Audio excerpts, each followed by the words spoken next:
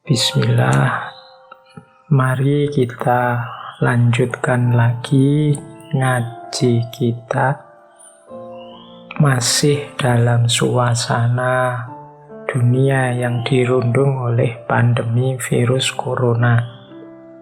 Jadi ini ngajinya masih jarak jauh dengan segala keterbatasan dan juga kenyamanannya sebenarnya. Maka semoga teman-teman semua yang malam hari ini mengikuti ngaji masih tetap mau istiqomah menjalankan sunnatullah hidup sesuai dengan situasi hari ini. Masih mau untuk sabar menghadapi banyak masalah karena pandemi ini. Masih mau untuk tekun, untuk tetap taat menjalankan semua aktivitas yang mampu mendekatkan kita selangkah demi selangkah kepada Allah. Termasuk ngaji yang kita jalankan secara rutin setiap malam Kamis seperti hari ini. Oke, insya Allah nanti istiqomah kita akan membuahkan barokah dan karomahnya ilmu. Baik teman-teman, malam hari ini kita melanjutkan pembahasan kita tentang pengalaman beragama. Untuk malam hari ini, pengalaman beragama yang kita angkat agak berbeda, yaitu pengalaman beragama bersama orang lain yang juga sama-sama beragama. Tema kita malam hari ini yaitu toleransi beragama atau religious tolerance. Jadi tema kita malam hari ini tentang beragama secara toleran. Jadi beragama yang bareng orang lain yang berbeda dan kita izinkan perbedaan itu. Namanya toleransi agama. Ya sebenarnya insya Allah kita semua sepakat bahwa toleransi agama itu sesuatu yang baik, sesuatu yang mulia, sesuatu yang utama. Hanya saja mungkin di antara kita mungkin tidak banyak yang ingin mendalami serius di mana kemuliaannya, di mana keutamaannya, di mana kebaikannya toleransi agama ini. Maka malam hari ini kita coba menjelajahi itu. Biar kita tidak sekedar mengklaim saja bahwa ini baik. Ketika ditanya kebaikannya di mana, terus kita tidak bisa jawab. Saya sering nantang teman-teman mahasiswa khususnya dengan pertanyaan-pertanyaan yang selama ini mungkin mereka merasa sudah tahu, sudah ngerti. Tapi ketika ditanyakan, yo kok susah ya ngomongnya, susah ya jawabnya. Maka filsafat menawarkan kita untuk alternatif-alternatif jawaban yang mungkin kita berikan kalau kita ditanya tentang hidup kita. Nah, termasuk isu yang kita merasa sudah ngerti, kita merasa menganggapnya ini pasti baik, pasti mulia, tapi ketika kita ditanya, ya jawabnya rada susah, menerangkannya, letak kemuliaannya di mana juga kita agak bingung. Disitulah nanti jalannya kita untuk selalu belajar, nambah ilmu, nambah wawasan. Oke, baik. Itu sedikit pengantar. Kita mulai saja langsung masuk ke materi. Bismillah, kita mulai. Ini bulan ini kita benar-benar belajar karena isinya teori-teori. Baik, kita lihat pertama-tama tentang toleransi agama ini dari definisi harfiahnya dulu, dari kata-katanya dulu. Pertama saya ambil dari KBBI, Kamus Besar Bahasa Indonesia. Ini kalau pelajar mahasiswa harusnya akrab dengan kamus ini. Ini istilah yang disepakati untuk toleransi menurut KBBI. Definisi yang pertama adalah sifat atau sikap toleran. Nah, kalau ini kita tahu definisi yang pertama ini. Yang kedua, toleransi itu batas ukur untuk penambahan atau pengurangan yang masih diperbolehkan.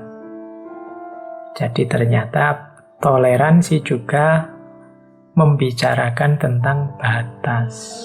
Sampai di mana kita bisa toleran, di ranah apa kita, ya kalau tentang itu jangan toleran. Jadi itu yang kedua. Jadi selain ngomong sikap, dia juga ngomong batas. Kemudian yang ketiga, toleransi itu adalah penyimpangan yang masih bisa diterima dalam pengukuran kerja. Oke, jadi toleransi itu kalau menurut bahasa berarti sikap, juga membicarakan batas, juga membicarakan penyimpangan tapi masih bisa diterima. Itu toleransi secara bahasa. Ya kadang-kadang kan kita misalnya, oh kalau yang ini masih bisa ditolerir, kalau yang itu sudah tidak bisa ditolerir. Ini kan berarti urusannya batas. Atau menyimpang sih tapi saya masih bisa menerima. Nah, itu berarti masih bisa ditoleransi. Perut kita itu mungkin kalau kita isi 1 piring dia menerima. Kalau 2 piring sebenarnya dia keberatan karena terlalu banyak, tapi masih bisa ditoleransi. Begitu kita makan sampai 3 piring, wah ini perutnya sudah memberontak ini tidak bisa ditoleransi lagi. Ini wadahnya tidak cukup, akhirnya kalian sakit perut. Nah itu contoh paling mudah untuk menjelaskan bedanya apa? Batas, penyimpangan, atau sikap. Sikap kita yang ugal-ugalan makan sampai 3 piring, itu berarti kita tidak toleran sama perut kita. Wong dia tidak kuat makan sebanyak itu. Paling banyak bisa ditolerir ya 2 piring lah. Nah, itu mudahnya ya. Bedanya sikap, batas, atau penyimpangan. 2 piring itu sebenarnya juga sudah penyimpangan. Sudah lebih, tapi ya masih bisa ditolerir lah. Itu. Ini definisi harafiahnya begitu. Nanti kita juga akan bicara hal-hal semacam itu. Kalau dalam bahasa Latin, toleransi itu tolerantia. Artinya kelonggaran, kelembutan hati, keringanan, kesabaran. Dalam bahasa Inggris, tolerance, yaitu membiarkan, mengakui, menghormati. Dalam bahasa Arab, istilahnya tasamuh. Tasamuh itu saling mengizinkan atau saling memudahkan. Ini saya tidak pilih-pilih mana yang lebih baik, Latin, Inggris, atau Arab. Tapi kalau kita mengembangkan sikap toleran, ya harus punya semua kualitas ini. Baik yang disebut dalam bahasa Latin, dalam bahasa Inggris, atau dalam bahasa Arab. Toleran berarti adalah sikap kelonggaran, kelembutan hati, keringanan, kesabaran. Seperti dalam bahasa Latin.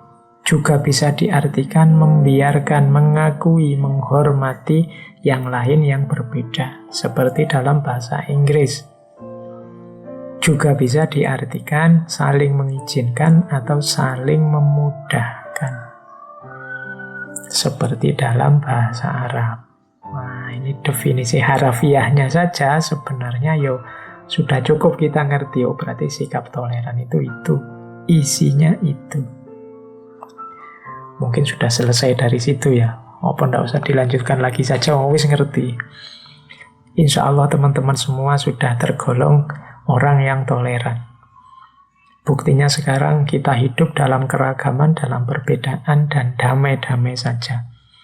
Kalau ada konflik kecil-kecil, kalau ada keributan kecil-kecil itu wajar sebagai manusia. Tapi secara umum sebenarnya kita ini situasinya damai. Berarti kita punya kualifikasi toleran. Kita punya kualifikasi kelonggaran kepada yang lain, lembut hati, ringan dan sabar. Kalau sudah tidak sabar, ya sudah perang sejak dulu. Kemudian membiarkan, mengakui, menghormati, saling mengizinkan, saling memudahkan. Oke, meskipun saya lupa beberapa bulan yang lalu ada yang bilang Indonesia ini growing intolerance.